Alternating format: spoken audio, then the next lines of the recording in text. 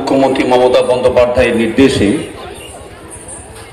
আমাদের অত্যন্ত প্রবীণ মন্ত্রী শ্রদ্ধেয় শোভনদেব চট্টোপাধ্যায় গত বছর উপস্থিত হয়েছিলেন। আমার ঠিক ডান দিকের যে বিরসা মুন্ডার মূর্তি, সেই মূর্তি উদ্বোধন করেছিলেন শ্রদ্ধেয় শোভনদেব চট্টোপাধ্যায় এবং সঙ্গে ছিলেন আরেকজন প্রবীণ মন্ত্রী অরূপ রায় মহাশয় এবং আমাদের নদিয়া জেলার অভিভাবক তিনবারের মন্ত্রী উজ্জ্বল বিশ্বাস মহাশয় উপস্থিত আছেন রাজ্য তৃণমূল এসসি ওবিসি সেলের সম্মানীয় সভাপতি প্রাক্তন সাংসদ অধ্যাপক ডক্টর তাপস মণ্ডল মহাশয় আছেন, কল্যাণী পৌরসভার পৌর পরিষদ সদস্য অরূপ মুখার্জি, লক্ষ্মী ওরাং, যার এই যে ঐকান্তিক প্রচেষ্টা আদিবাসী সমাজের যিনি প্রতিনিধিত্ব করে থাকেন, প্রত্যেকটি আদিবাসী অনুষ্ঠান তার একক প্রচেষ্টায় যেভাবে সংগঠিত হয়, এটা কিন্তু একটা কল্যাণী শহরের শুধু নয়, সারা নদিয়া জেলা দাগ কেটে রাখে। সর্বোপরি আদিবাসী সম্প্রদায়ের প্রতিনিধি না হয়েও আমার বিশেষ বন্ধু রঞ্জিত তার যে অক্লান্ত পরিশ্রম এই জনজাতি গোষ্ঠীকে উপরে তুলে আনবার জন্য তাকে অসংখ্য ধন্যবাদ জানাই। আমাদের সায়ন ছাত্রনেতা আছে শ্রী রাবণ সর্দার চাকদা পঞ্চায়েত সমিতির সদস্য, সুভাষ সর্দার যুগ্ম সহ সম্পাদক নদিয়া জেলা প্রগতিশীল আদিবাসী কল্যাণ পরিষদ, মিনা ওরাও জেলা পরিষদের সদস্যা, সাধারণ সম্পাদিকা নদিয়া জেলা প্রগতিশীল আদিবাসী কল্যাণ পরিষদ, মিনা ওরাও জেলা পরিষদের সদস্যা, এরা সকলেই উপস্থিত আছেন। আজকে আমাদের নেত্রী মমতা বন্দ্যোপাধ্যায় সবথেকে বেশি যাদের প্রতি তার যে উন্নয়নের রূপরেখা সেটা তিনি তৈরি করেন হচ্ছে এই আদিবাসী সম্প্রদায়, তপশিলি জাতি সম্প্রদায়ভুক্ত মানুষদের জন্য। আমরা যার জন্য এখানে উপস্থিত হয়েছি, বিরসা মুন্ডা 1875 সালে জন্মগ্রহণ করেছিলেন। 1900 সালে উনি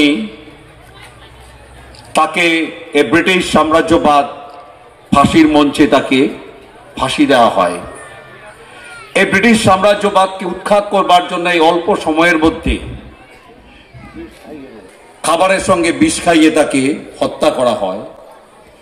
এই ব্রিটিশ সাম্রাজ্যবাদের বিরুদ্ধে যে মুন্ডা আন্দোলন, সেই মুন্ডা আন্দোলন এই অল্প বয়সের মধ্যে যেভাবে সংগঠিত করেছিলেন, তৎকালীন ব্রিটিশ সাম্রাজ্যবাদ তারা ভয় পেয়ে গেলেন। আবার যদি আমরা লক্ষ্য করি দেখবেন এই অল্প বয়সেরই আমাদের আরেকজন বিপ্লবী, সেটা হচ্ছে ক্ষুদিরাম বসু, দেখবেন ঠিক একই অল্প বয়সে তাকেও ফাঁসির মঞ্চে দাঁড়াতে হয়েছিল এই ব্রিটিশ সাম্রাজ্যবাদকে উৎখাত করবার জন্য। তাই এই পরাধীন ভারতবর্ষকে স্বাধীন করবার জন্য ভারতবর্ষে বিভিন্ন সময়ে বিভিন্ন আন্দোলন সংগঠিত হয়েছে। কখনো সাঁওতাল বিদ্রোহ, কখনো মুন্ডা বিদ্রোহ, এরকম একবার এক একজন নায়ক উঠে এসছেন।